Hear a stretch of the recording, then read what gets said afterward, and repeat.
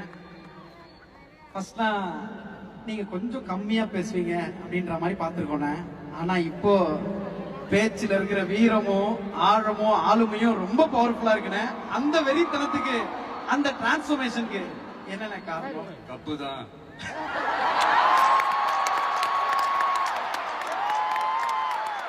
நீங்க தானே கேட்டீங்க அந்த ஃபங்க்ஷன்ல. அதே பதில் தான். கப்பு முக்கியம் பிகிலு.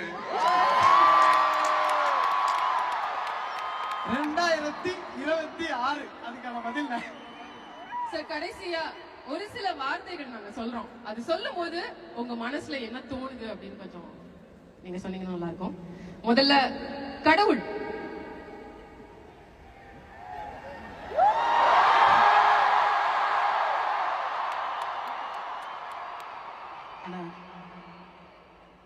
நெக்ஸ்ட் அம்மா. கடவுள். ஆஹா, சூப்பர் சூப்பர்.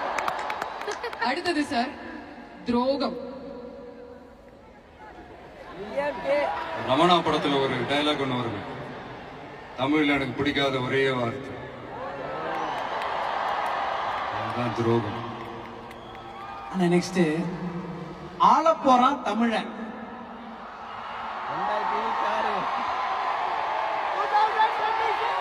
சீக்கிரமே நடத்தி காட்டுவாங்க. அடுத்தது சார் நீ பற்ற வைத்த நெருப்பொன்று. நீ பற்ற வைத்த நெருப்பொன்று. ஒரு ஒளி ஒன்று பிறக்கும். அந்த ஒளி நம்மளை வழி நடத்தும்.